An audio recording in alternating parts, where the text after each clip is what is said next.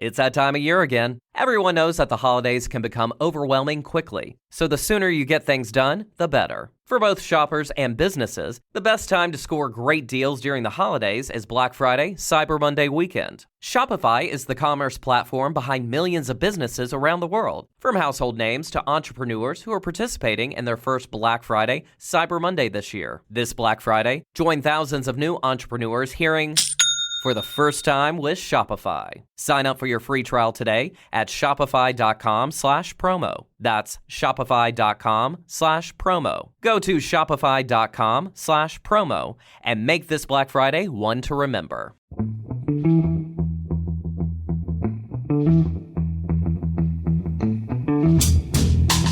Hello and welcome to The Price of Football, the show that looks at the money behind the beautiful game with me, Kevin Day, and Liverpool University's Kieran Maguire. And if you've ever wondered what Stan Laurel would look like doing Tai Chi, then you need to see Kieran counting me in with a big cheesy grin on his face. I know how you are, Kieran. I saw you. We actually saw each other in person last night. We had a bloke's curry. It was good. Borough High Street as well. Yeah. For a Bermondsey boy, I was getting quite nostalgic, as you can imagine. Yeah, it's great. It's nice to be able to gossip in person rather than via WhatsApp groups. It's Newsday, Kieran. We also have a little added extra today, which is a short interview that you did with Dean Gallagher from the Samaritans to talk about our upcoming gig in Brighton, but also to highlight the Premier League's very laudable programme around male mental health and suicide prevention. But before that, I suppose the news you've been waiting for, Kieran, the news that football's been waiting for. I shouldn't have sold it like that because people have been thinking Man City's through. It's not. It's we now officially, Kieran, have an independent football regulator in England. Yes, we do. The legislation has been passed. We've now had David Cogan as the chair. All's been confirmed, and effectively, the wheels and the gears are in motion. If anybody is interested in the work of the regulator, the website I think is very good because it sets out the parameters of what the role of the regulator is going to be. And also, if you go to civil service jobs, I think .com or .org.uk, and you type in the word football, there are some positions going at the regulator. Most of those jobs are going to be in Manchester. So that's where the majority of the setup is going to be. And really, some people might, why is it not in London? Well, because there is more to the country, because it's England's regulator. We've got the National Stadium in London. We've got plenty of fantastic football clubs there as well. But they decided to be matches. And then some of the cynics are going, I know what that is. It's all to do with City's case. It's nothing to do with City's case. The conspiracy theorists are well established. But as far as the role of the regulator is concerned, and my favourite number when I'm explaining things, I always try to say there's nothing more than 3. If you can distill things down into 3 and go no further beyond, then that's normally, from a teaching point of view, that's as far as it has to go. There are 3 areas where the regulator is going to focus. First of all, in terms of protecting the game, in terms of the badge, the stadium, the shirt. And I've always said these are pretty much easy victories, one would hope, but it still does give that added degree of security, because what happens if a new owner came in and said, actually, and this was mooted at one point, we're going to take a London football club and we're going to relocate it to Dublin because there's not an established, the Irish league there doesn't tend to generate big crowds. There is huge interest in the Premier League and so on. So that would only be allowed to take place if fans agreed. So it's not being Luddite for the sake of Luddism, but it does give that extra degree of security as far as the club is concerned. So first of all, we've got the history and the heritage being protected. Secondly, owners and directors, there is going to be a beefed up set of rules And it looks as if the EFL are going to say, we're not going to delegate responsibility for this to the regulator, but we're going to work effectively in alignment. And that makes a lot of sense. Why duplicate work? This could potentially mean that the EFL might be able to devote its resources to other things, which are equally laudable. And the regulator has the backing of statute. So therefore, if you want to buy a football club, then you've got to be able to show your source of funds. If you want the club to play next season, and it's going to be a licensing-based approach, again, it's up to the owners to provide that additional degree of proof that they have the resources to do so. So we've got heritage, we've got owners and directors linked to the licensing system. And thirdly, and I think some people are saying, well, perhaps this is the logic and the rationale behind David Cogan, whose background is very much in media negotiations. There's the thorny issue of the distribution of funds. Now, we've spoken about this ad nauseum. I've always argued that if the Premier League were serious about not wanting a regulator, all they would have had to have done over the course of the last 3 to 4 years is go to the EFL. Here's a slightly better deal. EFL chairs take a look at it, and I've heard rumours of things which had been sort of tentatively discussed, which generated a positive response. But I'll say no more than this. Various parties, purely based on self-interest, managed to quash the progress being made, and we're left with the current impasse, which is a shame. I think going forwards, a degree of certainty would benefit everybody. And my understanding with when 3 members of the Premier League went to the EFL, they gave them an offer which I was told was worse than the current one. Now we've not seen the paperwork, we can't confirm that, but it does appear that there's a bit of conflict between the two parties. So I've got a couple of questions for you, Kieran. But first of all, so the Man City conspiracy theory, is this that the regulator needs to be on hand when Man City are cleared of all 115 charges, or he needs to be close by when they're found guilty of all 115 charges? Because I can't quite see where Man City fit into this. And I'm a big fan of the football conspiracy theory. The conspiracy theories in life really annoy me, but football ones, happy to spread them. Yeah, it's a weird one, especially in the world of Zoom and Teams, that you would think sort of geographical issues wouldn't play a huge part in it. So, yeah, I think those particular theories have been quashed. The theorists seem to believe that somebody from the regulator is keeping pops down on a Tuesday afternoon to the Etihad for a couple of hours and say, look, guys, let's negotiate this or that or the other, and you take on, you admit to these. That's not going to be the case. The Commission is completely independent of the Premier League, of Manchester City, and the regulator, I can assure you. Well, we were with a couple of other people last night for this curry, Kieran, and let's talk about 2 practical questions that came up about the regulator. First of all, how long would it take them to intervene and use the backstop power to settle a distribution deal between the Premier League and the EFL?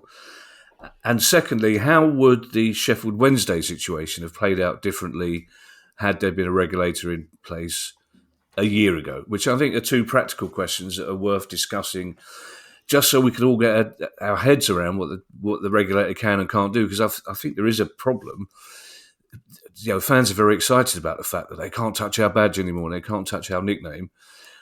But beyond that, we're still not really entirely sure where the limit of the regulator's influence lies. And we've been talking about it for 2 years, 3 years, with many people involved in setting it up. So I think they're 2 good questions that will illustrate some of those misgivings. That's right. And if anybody else is listening and thinking, is this a way of getting a shortcut to getting questions answered? Yes, Kevin and I can be bought for curry.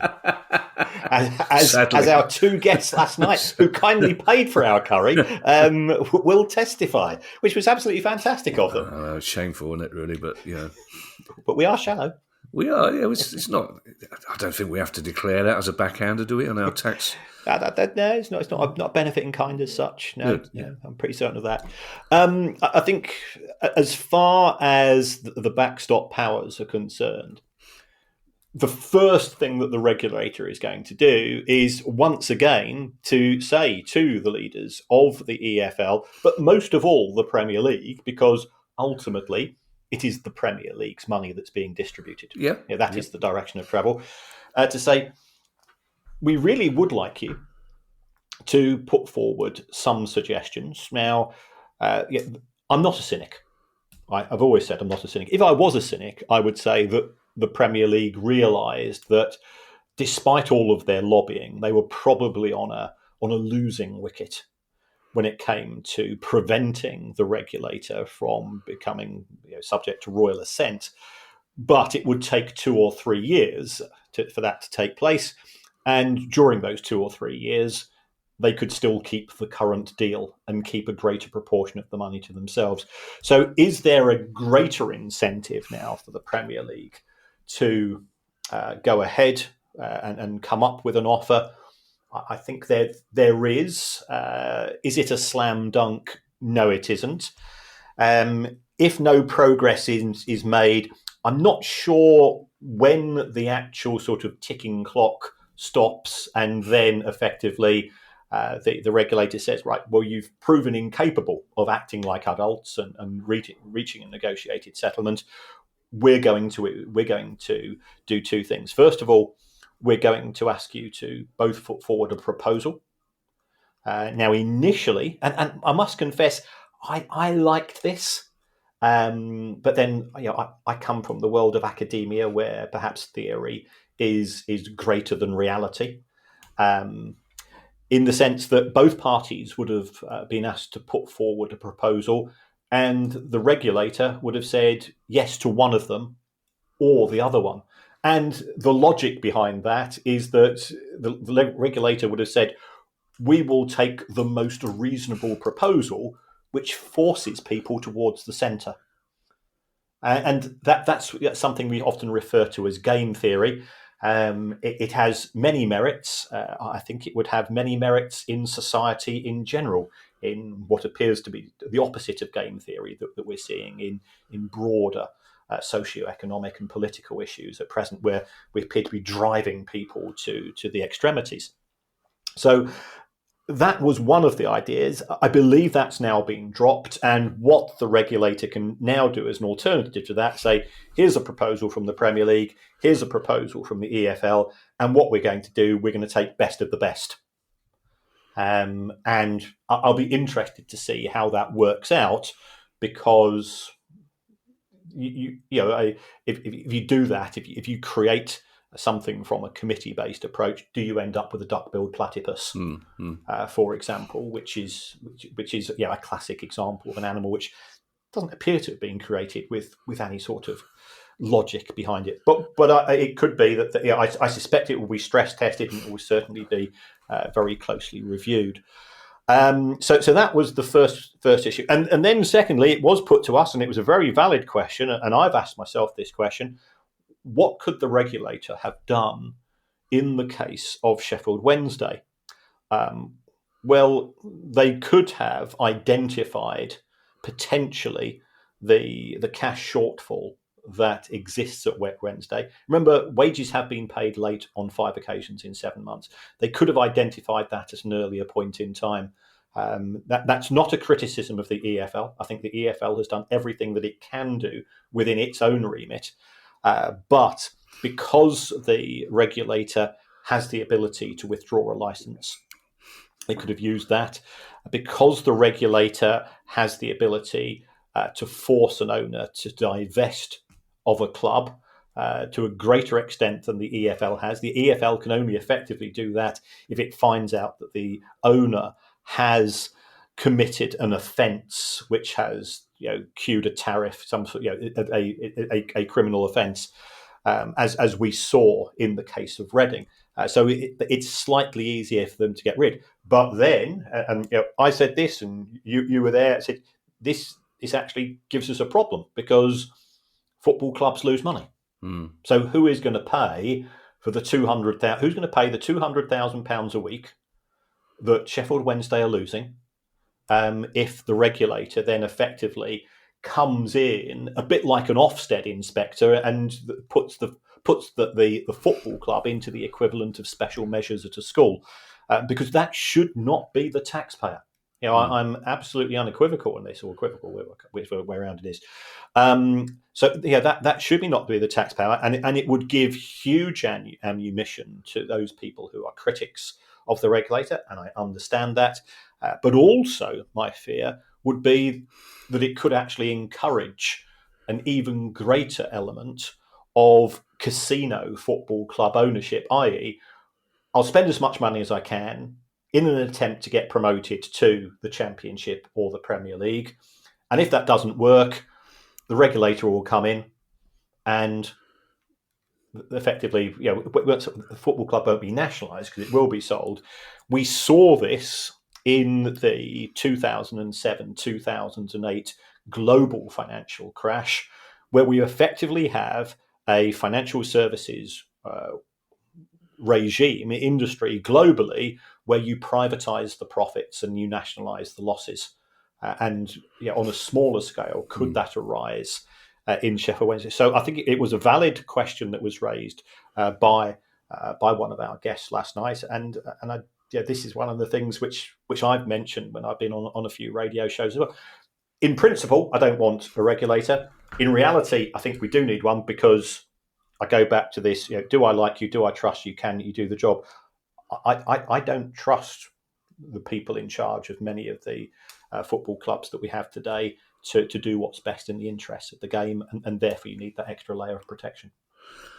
I'm told, Kieran, that nature and/or God has a purpose for every creature in the universe, including wasps and flies, which is why I've never whack them with rolled-up newspapers. I think, no, there must be some reason why they're here.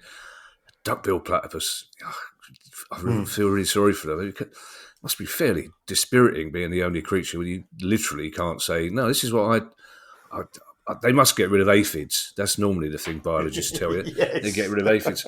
Can you see, Kieran, just to end this discussion about the regulator, because I'd be quite happy not to mention the regulator again, to be perfectly honest, for a whole year. But can you see any initial big challenges looming on the horizon, or could you predict what the first challenge will be?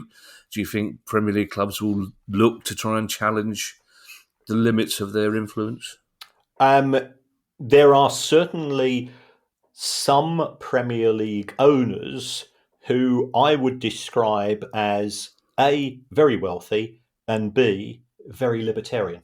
Right. So therefore they are ideologically opposed to the concept of somebody regulating a private company. Will they attempt to take the regulator to a judicial review if decisions are made? Possibly. Could that come from the Premier League? Again, possibly.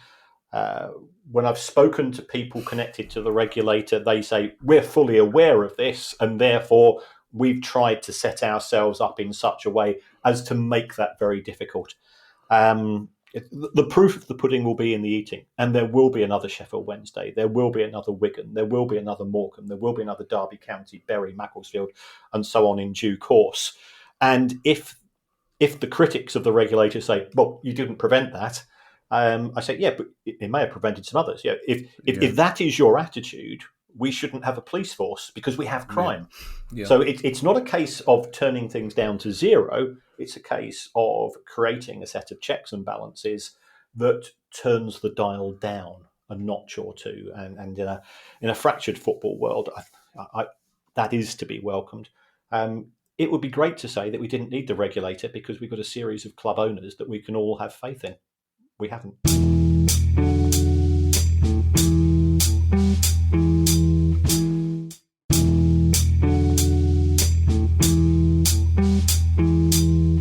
Yeah, Coventry City, Kieran, are having a very good season. And there's no doubt in the last decade or so, they're a club that have had a lot of sympathy from other fans because of the travails they've been through. But some of that sympathy is disappearing this week, Kieran, especially from fans of other clubs in the Championship. Yes. You and I, we both support clubs who are presently in the Premier League, who have previously been in the Championship, and let me be perfectly transparent. And in the case of Brighton, League One and League Two as well. I've done my stripes. I've done Darlington on my birthday. Lost 2-0. So what's happened with Coventry City is in the Premier League there is a cap on away ticket prices, and the rationale behind this is that away fans help to contribute towards the atmosphere at stadiums. They therefore help to sell the broader product that is Premier League football, and there's been some sterling work undertaken by the Football Supporters Association in getting they initially tried to get a 20s plenty deal. Then there's sort of been a compromise, and we've had £30 away ticket caps now for probably 6 or 7 years. So it is something which is very much coming from the fans. I can assure you, club owners would like to get rid of it, or some club owners are very, very keen to get rid of it, because the opportunity to, I think the accounting word we would use here is rinse the away fans. And if you're a Galactico club, Manchester United, Chelsea, Arsenal, City, Liverpool, and so on, Everton, then you know that you're going to sell those 3,000 away tickets. So the argument put forward by the club is, well, we could sell 20,000 away tickets because it's Liverpool coming to town. Therefore, Economics 101 says we charge the market price. That doesn't apply as far as the EFL are concerned. So on Boxing Day, I believe, Coventry City are at home to West Bromwich Albion. If you are an adult going from West Brom, you'll be charged £45. If you're a senior citizen, £40. If you're a junior, £35. And Baggies fans are saying, well, that's unfair, that's unreasonable. The owner of Coventry City, Doug King, he says two things. First of all, a good phrase is, we're optimising where we can optimise.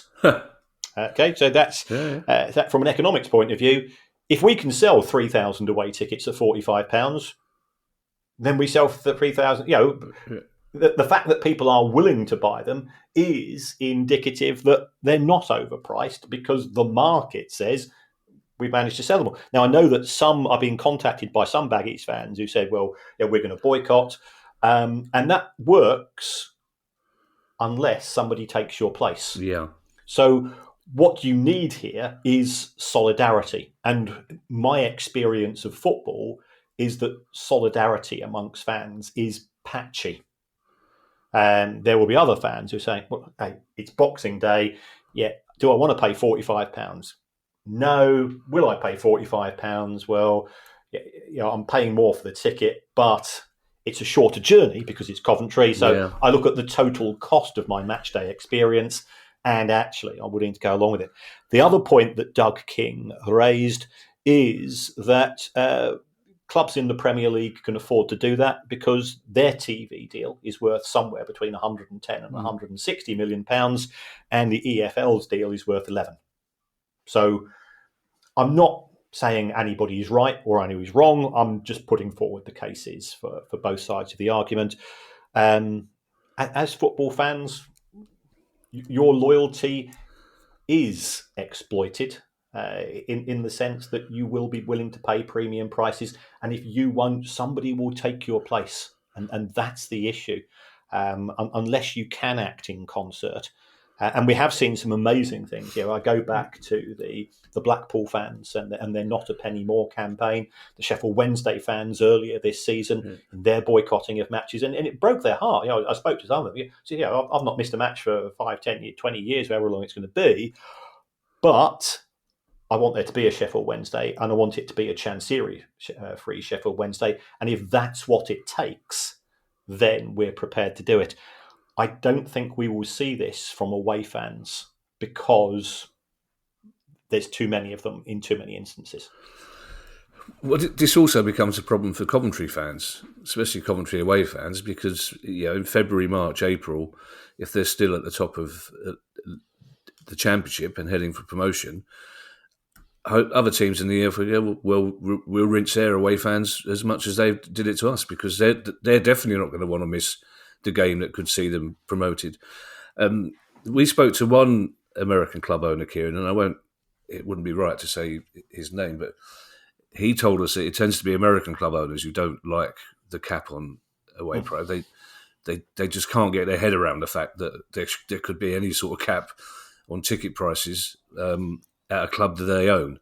And talking of which, Kieran, sorry, yes, you put your finger up there, Kieran. I was going to say that. I suspect that's due to the fact that if you take a look at American sport, there's no concept of the away fan. Ah, fair point. Yeah, because it's a much bigger continent and it's not part of sporting culture. Yeah, fair point. I have to say, Kieran, I amused myself at my own expense when I first saw the opening words of this news story, because it starts with the words "Brighton are clamping down." So I thought, on over-enthusiastic Labradors, on fans bringing in their own Chablis to games. What could it be that Brighton are clamping down on? But it's slightly more mundane than that, Kieran. Yes, along with many other Premier League football clubs, there is an issue to do with ticket touts. And what we are seeing is an increased use of unauthorised secondary websites who are advertising tickets at prices which are a multiple of the traditional price. And therefore, Arsenal, Liverpool, other clubs who have got, let's be honest, we've got huge fan bases. They are taking a particular route. What Brighton are doing is that they are making more and more fans, and this is a pain in the butt. I'm not denying this. For those fans that have bought day tickets, they are asking fans to physically collect the tickets, and they are asking for proof of ownership. And this is, so I think this happened when Brighton played Newcastle recently, and some Newcastle fans had flown from other countries. But it was a chance to see them. They picked up these tickets, and the secondary touting sites. They have these really mealy mouth things. I know I saw this when I considered paying over the odds to go and see Radiohead, and I decided not to in the end. And it says, under the terms and conditions, this ticket cannot be sold to you as a third party. But in our experience, nobody bothers to check. Yeah. And what a cynical, jaundiced state of the world we have. So the route that Brighton are taking for this is very much of, if your name is not the name of the person who ostensibly has bought the ticket, we're not going to allow you in. Is that fair on that Newcastle fan or that fan from the other club who has travelled hundreds, if not thousands of miles to see the match? No, it's not. But what are they trying to do?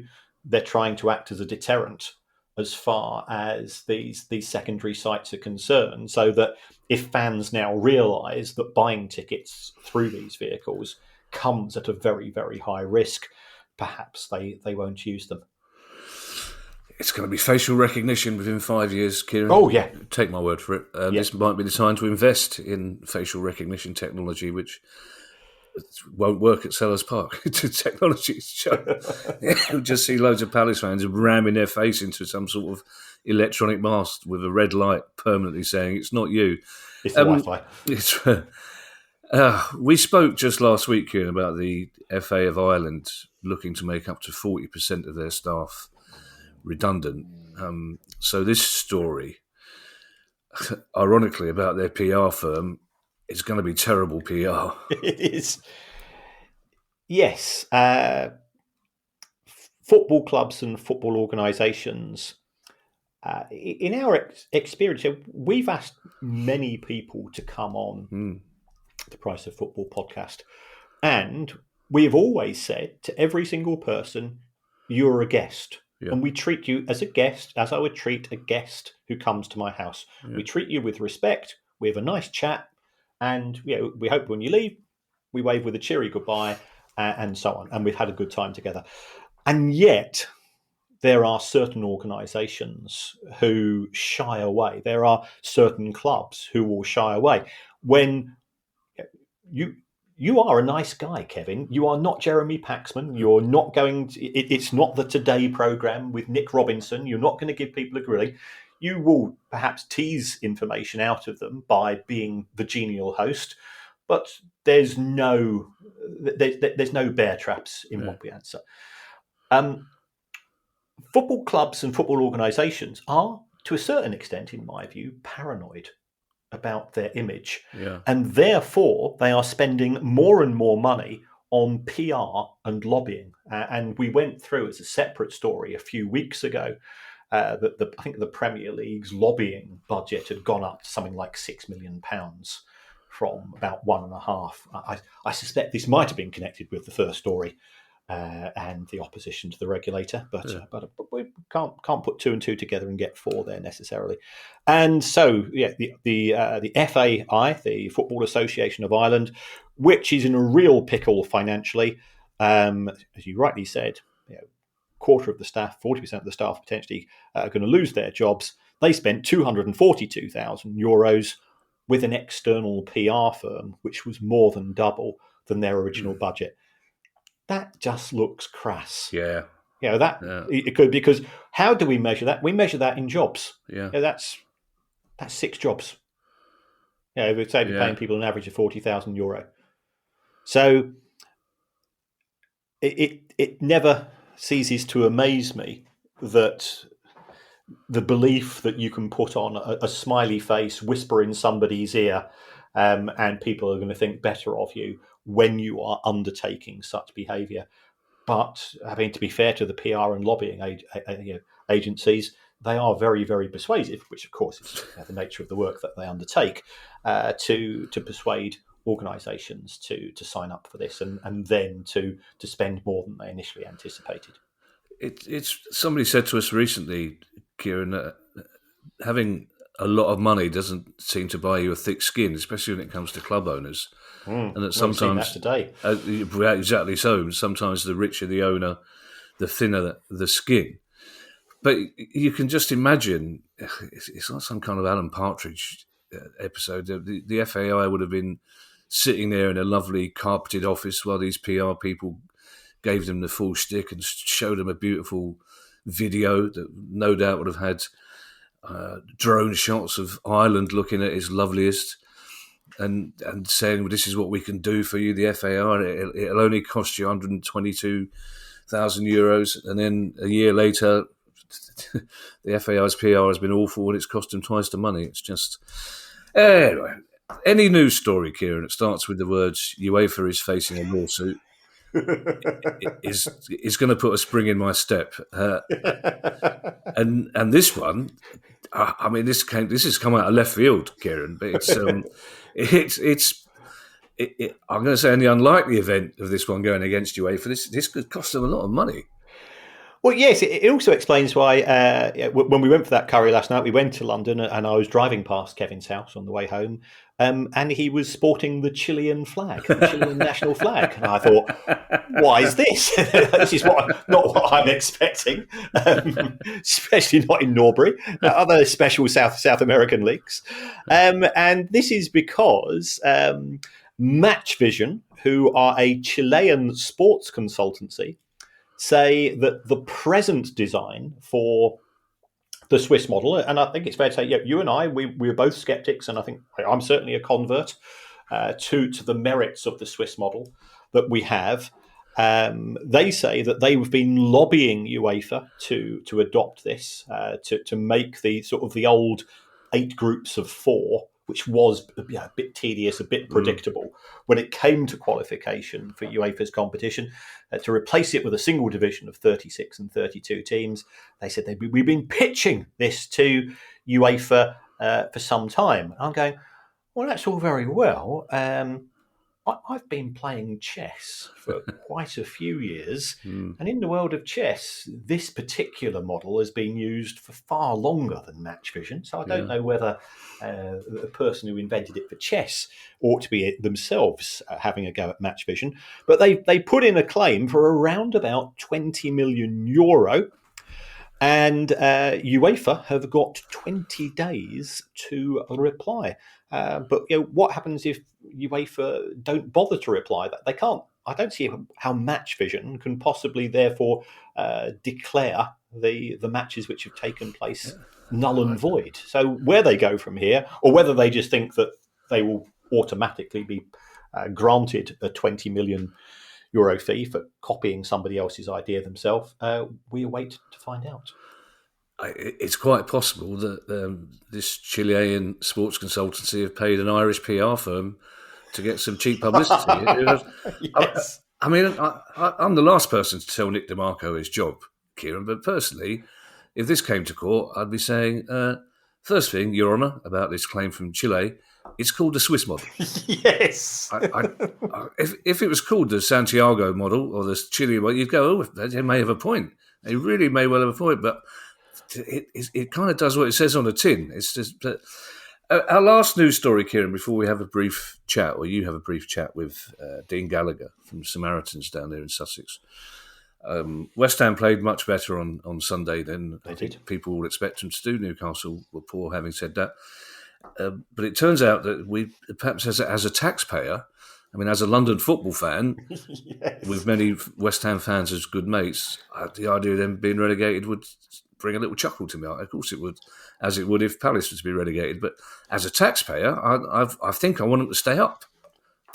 That's right. Again, we were in conversation last night with a party who, I think it's fair to say, gave a less than stellar assessment of West Ham, but did say they negotiated a fantastic deal for West Ham in terms of renting the London Stadium, and they're paying around about £3 million a year, and there is a slight step up after a few years, but not very much. And as we've said on many occasions, the stadium is being subsidised by the London taxpayer in particular. But should West Ham be relegated, then the rent would subsequently fall. It would fall by £1.25 million to around about just under 2 million. So this looks like it's some of the small print. So I think this was discovered. I think one of the guys in the Times reported this story, and it's already an absolutely appallingly negotiated deal as far as the sporting authorities, the legacy authorities following the Olympics are concerned. And should this come to pass that West Ham are relegated, I would be very, very disappointed with the people that negotiated it on behalf of the good people of London. It wouldn't be so bad, Kieran, if we knew who those people were. So we know the people involved from West Ham who clearly didn't need their A game. Or they no. Within about 10 minutes of bowling up for this negotiation, they would have gone, I think we're going to do all right with it. Yeah, we're good to go. No one, understandably, no one is taking the blame or even putting a hand up to say, oh, yeah, that was us who negotiated that.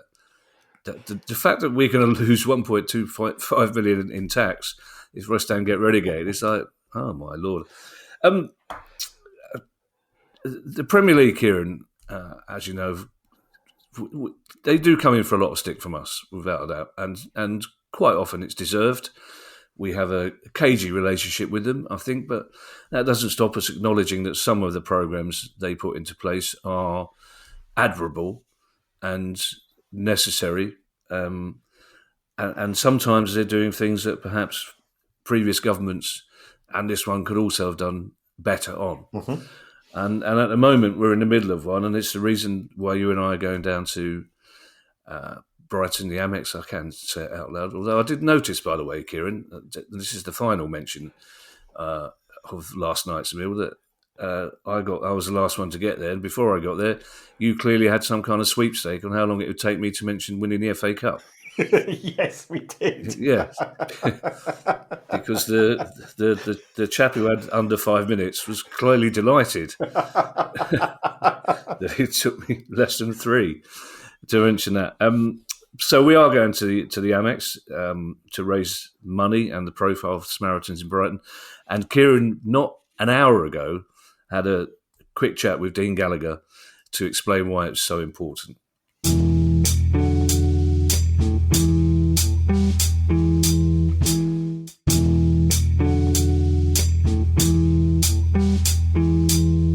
Dean, good to see you. And for the sake of complete transparency, I think it's fair to say we go back 1 or 2 years. But I'd just like to start off by saying, how did you end up as a Samaritan, and how did you end up with what's happening at Brighton and the Premier League as a Samaritan? Thanks, Kieran. Yeah, we do go back a couple of years. I retired 4 years ago, and I was looking for something to do, something meaningful. And actually, during the pandemic, and I think that it taught me one thing, that actually, as much as I was kind of thought myself as loving business, actually, I found out that I love people more, which was a realization that came to me reasonably late in my life. So actually, from that point onwards, it meant that I then had a drive to give something back to the community, which sounds very highfalutin, but actually, the Samaritans felt like a good place to start. And actually, I became a Samaritan almost the day 3 years ago. So, and actually, one of the things you mentioned is how to get involved with the Albion project. Actually, what I was going to say is that at the Price of Football show last year in Brighton, Paul Mullen, the Albion COO, came along, and from there a dialogue proceeded. So it wasn't solely on the back of that we got collaborated with the Albion, but it's something along those lines. But to take the whole Together Against Suicide campaign all the way back, Roman Kemp approached the then Arsenal CEO and said to him, it would be a great initiative to get off the ground with the Premier League. He took that forward and then promptly became Tottenham's CEO. But actually, it didn't wither and die. And then from that point on, Roman was put before the Premier League board. And one of the really good things is that Paul Barber, the Albion CEO, was the first to sign up for this. And they were looking for a partner to deliver on their various three aims. And the three aims of the project are to raise the awareness of suicide, to reduce stigma around suicide, but also to help seeking behaviours of fans. So give them something when they do reach out, to give them something meaningful and tangible. So we had an instant dialogue, and the Albion were very open in what they were trying to do and how they were trying to do it. But those conversations only really started in around about June, July of this year. We were keen collectively to commission a film, which the Premier League did pay for transparency's sake. The deadlines were tight, and to give you an idea how tight those deadlines were, from the initial shooting of it at the Man City home game to the showing of it live at the Tottenham game, that's 21 days. To get that done, edited, and in a format that everyone agreed to, get all the edits done, it's quite something. So we were absolutely chuffed with that. But alongside that, we're training fans. We're training fans to listen like a Samaritan. And there's 1,901 fans, which, if you're not an Albion fan, that number won't be familiar to you.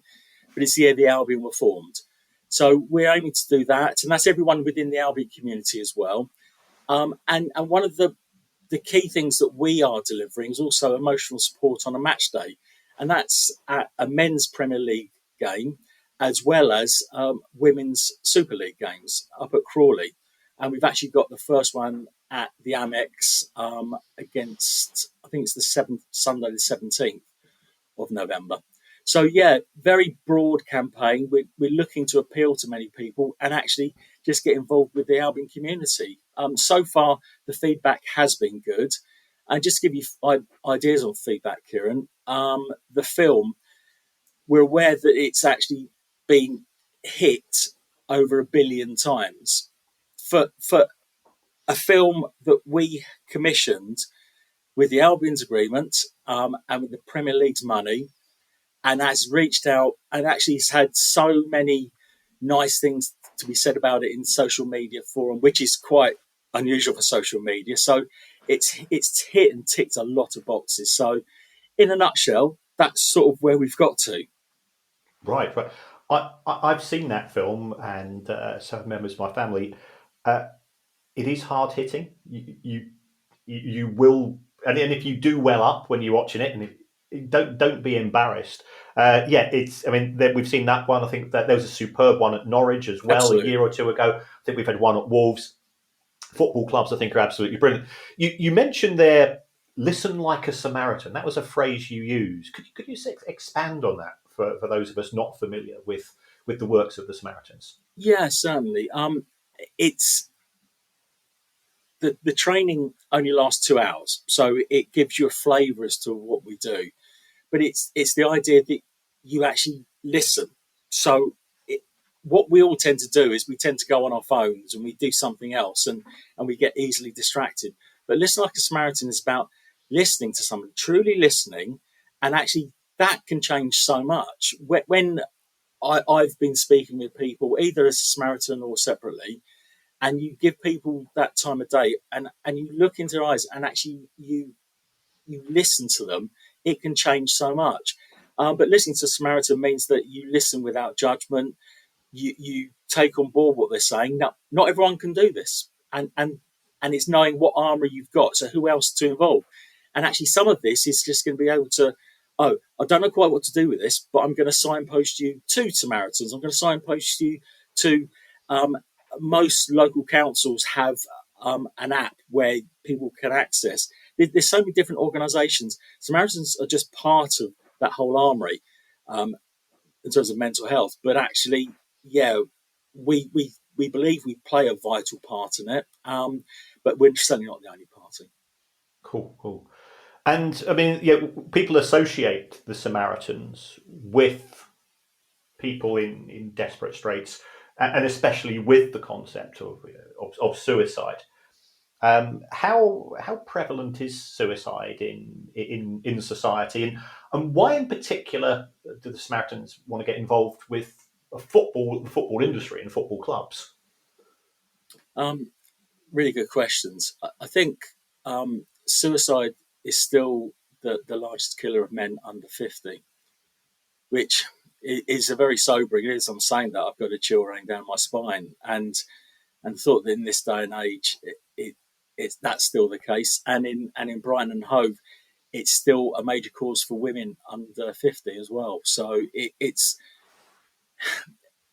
all the time there's suicide, there'll be the need for organisations such as Samaritans, and I think there's so many different causes and forms of why people take their own lives, and it's probably not appropriate to say this, but actually, just I would say, if anyone's triggered by this, please do reach out to Samaritans. Please do reach out to your mental health providers, someone you trust. But secondly, Kieran, you asked about why the Premier League. What I was going to say is actually in two parts. So the Premier League are running some training for the football clubs, centrally.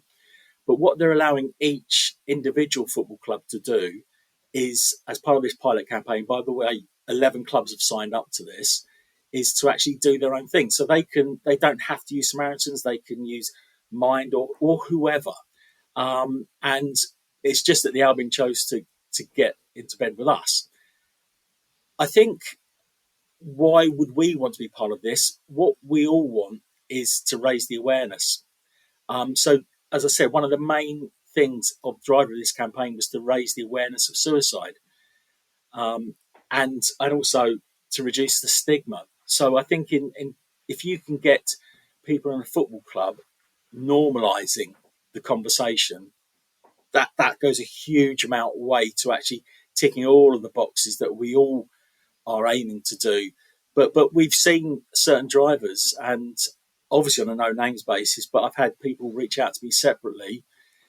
On the one hand, to say it's great what you're doing, thank you, on behalf of the whole team, but also to say, actually, I've had someone in my family who's struggling. Do you think you could speak with them? Do you think you could do this? Now, that's just me as an aside. Those conversations will be happening all the way down the country, and hopefully this is opening the door to all those conversations. Right, absolutely. I mean, you used the word normalise. Suicide is something we don't like to mention, even when we've seen some fairly high-profile people die. Again, I'm couching my language in such a way, and I'm conscious of it. Blokes in their 40s, blokes in their early 50s, and the coroner's reports come in, and nobody wants to use that. Do you think there is still a stigma about the whole subject of suicide? I'd love to say to you, no. Do I think the conversation's changing? Yes, I do. But is there a stigma? Yeah, I do. And I think that's why this campaign is so important. If you can deal with the types of conversations we're having and actually get them out in the open, that's when the true nature of what we are as a society will change, and for the better. Absolutely. I mean, I'll be perfectly honest. My dad tried to kill himself on one occasion, and it happened, and then it was dealt with. Fortunately, another member of the family found him, and it was never spoken again about by the whole of the family, because you don't know how to go ahead with something like that. I mean, you mentioned earlier emotional support. How people can offer more emotional support. If I was to say to you, could you give me 3 takeaways? How could I be a better person to support others? Because 99% of people that I know are good, well-meaning folks, but we, as blokes, we go, "You're right, mate. Yeah, I'm all right." And boom, and how do you think? Well, actually, I don't think he is all right. Are there any sort of techniques? Are there any sort of issues that you could do to recommend people to say, is there a way that you can offer that, or to open that particular door to help somebody? I think if you notice someone is struggling, and take you back to the film, okay? When his friend noticed right away that there was something wrong with him, and he waited and waited throughout the day, he probably felt it building up, and he felt enabled at the end of that to say to him, "Are you okay? Are you sure you're okay?" So take that back to our world. Actually, that's something that we can all do. You can ask that for that second time, "Are you sure?" When someone says, "Yeah, I'm fine," because we all know our mates, and we all know the people around us, and our loved ones. And if someone's not quite right, there will often be telltale signs. It might be small, might be big, but actually, you can ask them.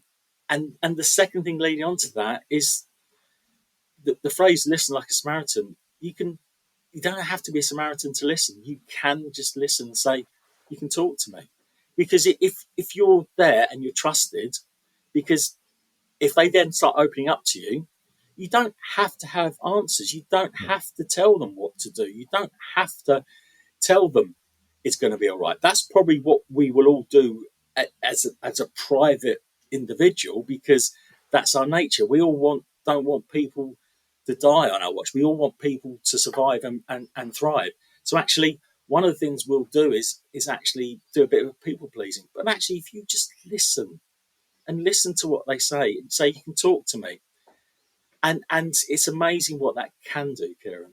Great. I know you asked for 3. I mean, that's 2, and that's all you're going to get. That's right. I think it's really good. I think some of the things you raised there, I think, were really valid, because I know my approach to everything is, can I fix something? And from what you're saying, actually, there is more to it than that, and there's more to it than being a fixer. In fact, that's something you shouldn't be. It should be listening, and I guess somebody's wanting to express themselves and get things off their chest and so on. That's really good. So we've got an event taking place So here it is. It's plugging opportunity. If anybody wants to get in contact with Samaritans to offer either, could they offer some financial support if they wanted to sign up with the recommendations, but just as important to that, there is an event taking place at the Amex. Could you give us details of both, please? Absolutely. So it's the Price of Football event, Wednesday the 19th of November. It's at the Amex, it's at the Terrace. Gates open at 6 o'clock. Show starts around about 7 o'clock. There's Kieran and Kevin, and the guests we have are Russ Wood and Glenn Murray, foot in both our camps, exactly. And we are particularly thrilled that Glenn is there, as I know Kevin is as well. So that's great. Friendly face for him. But actually, one of the key things I was going to say is a real thank you to you and Kevin for supporting us, because all the ticket proceeds, other than the fees, come to Brighton and Hove and District Samaritans, which enables us to provide the emotional support on a match day, but actually provide the emotional support at Crawley, to do Pride, Trans Pride, all the things we do in schools where we support students and teachers. We at doctors, GP, surgeries, we do a huge amount of work. We do so much out in the community, and that level of funding enables us to do that. We do a lot of other fundraising, and this just forms part of that. But yeah, look, it's on Eventbrite. The ticket proceeds, ticket sales are on there. Please feel free to sign up, and we'd love to see you all there. Brilliant. And we're looking forward to doing it, and to have Russ and Glenn there.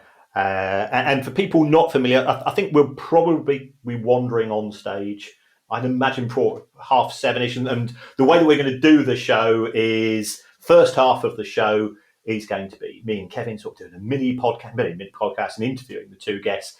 Then we'll have a halftime break, and second half is going to be Q&A. So for anybody that listens to The Price of Football and has been waiting 18 months to have a question answered, this is a shortcut. And it's so A, you'll get your question answered, and B, you'll be supporting an absolutely magnificent cause as well. Dean, as you know, we are along in the tooth together. I just like to say what you're doing. It makes me proud to have you as a mate, and more importantly, or just as importantly, I'll see you at Selhurst on Sunday. Sort of looking forward to that, Kieran. And I was going to say, do we wear shackets or not shackets? Well, you have to wait and see. Got to keep the audience hungry.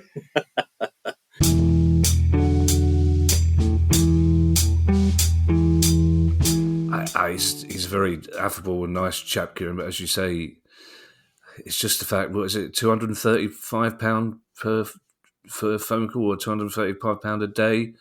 That's a lot of money, isn't it? Yes, they do an amazing job. I think it takes a certain type of person to be a Samaritan. Yeah. Dean has told me some of the things that he's had to listen to. Yeah. And sometimes you need to counsel the counsellor as well, because of course. It is really tough. Of course. But the support that they give, A, for their own Samaritans, but B, for other people. And I think the thing that Dean emphasised, that we underestimate the power of listening. And if somebody is in a bad place, giving them time, because we don't, do we? You say, you're all right. Yeah, and you go, oh, look at this. I'm back on looking at my WhatsApp. Yeah. It is something that we can all benefit from. Suicide is the embarrassment in society. It's if it happens to somebody if it happens to someone in your family, or if someone in your family attempted it, and I mentioned what happened to my father as well many years ago, it was never spoken about in the whole of that. He never mentioned it to me once. And things like that are difficult to come to terms with, and the work that the Samaritans do is magnificent. So yes, it was a delight to talk to Dean. I've known Dean for more than 40 years. We used to be a centre half line up for our Sunday morning football team, and he's a thoroughly good guy. But the work they're doing, as you say, it's reflective of society isn't quite where most people would want it to be. Yeah, all I will say, Kieran, to add to that is that the seriousness of the charity for which we are raising money won't stop me coming out swinging. Yes. For the actual once we've acknowledged at the start why we're there, that's it. I'm going to be in trophy heaven. Don't forget, you can now join our Price of Football Club, where you'll get ad-free listening, bonus episodes, Q&A, which will have happened last night. It's just Wednesday, and much more. Just go to priceoffootball.com and click on Join the Club to sign up today. If you have a question you'd like answered on our regular Tuesday pod, or indeed you can join the club and get access to our regular topical questions pod as well, then email us at questions@priceoffootball.com. Don't forget, you can follow us on Twitter and you can find us on YouTube. And if you'd like to buy our book, you can find details on our website, priceoffootball.com. We'll be back on Tuesday with that question. No, in fact, we'll be back on Friday for those of you who are not club members, because then our interview with Adrian Goldberg will be going out then. We'll be back on Tuesday for our next questions pod, which is after Palace Brighton. We've done very well to not mention it. Yeah, probably I think we both take a draw. In fact, why don't we phone up the Premier League and both clubs and say put it down 1-1. Yeah, put it down as 1-1, and then we'll all be and then all the ticket money we'll give that to Samaritans as well, and then they won't be able to turn it down, will they? Sounds like a deal. Yeah, it's going to be much less friendly than it was last night. Let's put it that way. Yes. In the meantime, I shall hand you over to Mr. Kieran Maguire for his customary farewell. Thank you, as always, for all of those people. Thank you also to one of our listeners who very kindly sent me two Toblerones and the Baroness a bottle of Prosecco. We are so cheaply bought, aren't we? Yes, yeah, curry, Toblerone, Prosecco, we're there. And yes, your question will be answered next week. None on this political cash for questions, Toblerone for questions. This is the way forwards. Shameful. Bye, everybody. Bye. The Price of Football.